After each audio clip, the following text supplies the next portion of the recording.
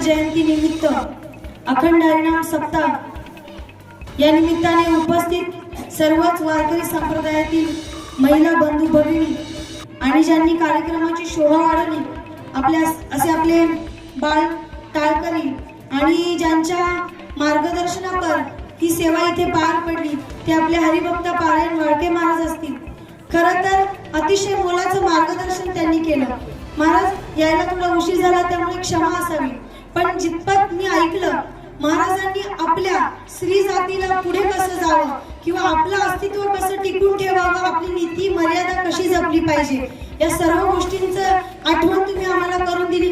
आणि आल्यासारखे जीवनामध्ये माणूस काय करतो, मी करून जगतच असतो की आपण म्हणतो अंती जाशील एकला माझे म्हणून माझं म्हणून जगायचं। घर आपण उभारतो, सगळं आपण भिंती आपण रचतो, कष्ट आपण करतो आणि मरून गेल्यानंतर आपलं असं काहीच राहत नाही। मेल्यानंतर जो 1 रुपया कपाळावर आपल्या ठेवला जातो तो सुद्धा आपला नसतो, तर आपण अहंकार कोणत्या गोष्टीचा बाळगायचा। खरं तर ही अशी एकमेव गोष्ट आहे परमार्थ जी माणसाला लहान मोठं नाही, श्रीमंत गरीब नाही, तर सगळ्यांना समान ठेवायचं काम करते। खरंच नेहमीच सामाजिक कार्य करत असताना आपली नीतिमत्ता जोपासायची असेल तर भक्ती संप्रदायातली ओळख आणि त्याची समज असणे फार गरजेचं आहे। कारण या गोष्टीमुळे आपल्याला आपल्या कामामध्ये नीतिमत्ता बाळगण्याची संधी मिळते किंवा एक भाव असतो की आपण आपलं काम कसं केलं पाहिजे, त्यामध्ये कोणताही अहमपणा नको आणि खोटेपणा नको।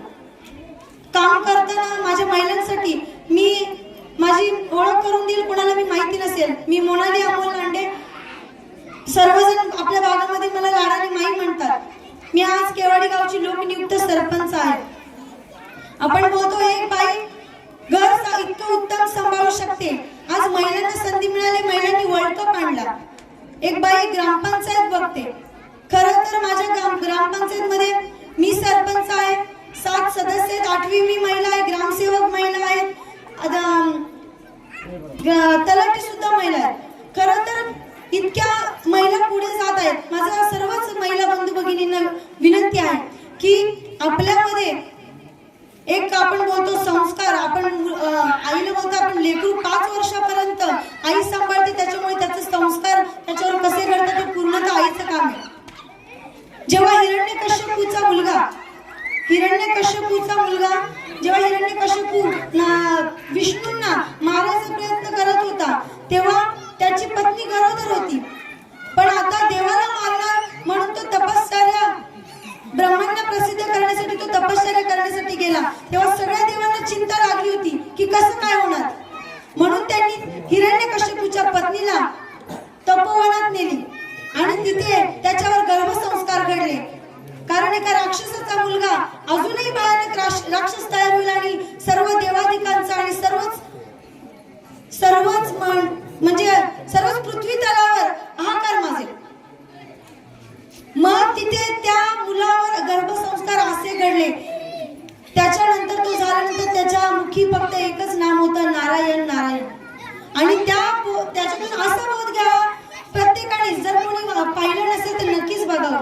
आपण जर आपल्या देवाची भक्ती जर चांगली केली, आपण कोणत्याही गोष्टीचा स्वार्थ न बाळगता त्याच्याशी निश्चित भक्ती केली तर तो आपल्या भक्तासाठी कोणत्याही रूपामध्ये त्याची मदत करण्यासाठी येतो। माझं जास्त मी काही बोलणार नाही, पण इथे सर्वांच्या मदतीने आणि हा सोहळा पार पडतोय। खरंच असे सोहळे आपल्या डोळ्यांना दिसणे खरंच भाग्याचं असतं। आणि मी माझ्या थोड्याशा माझी सेवा आपल्या देवाच्या चरणी आणि आपण सर्वांच्या चरणी अर्पण करण्यासाठी मी एक अभंग गाऊ इच्छिते। सगळ्यांची अनुमती असेल तर मी म्हणेन।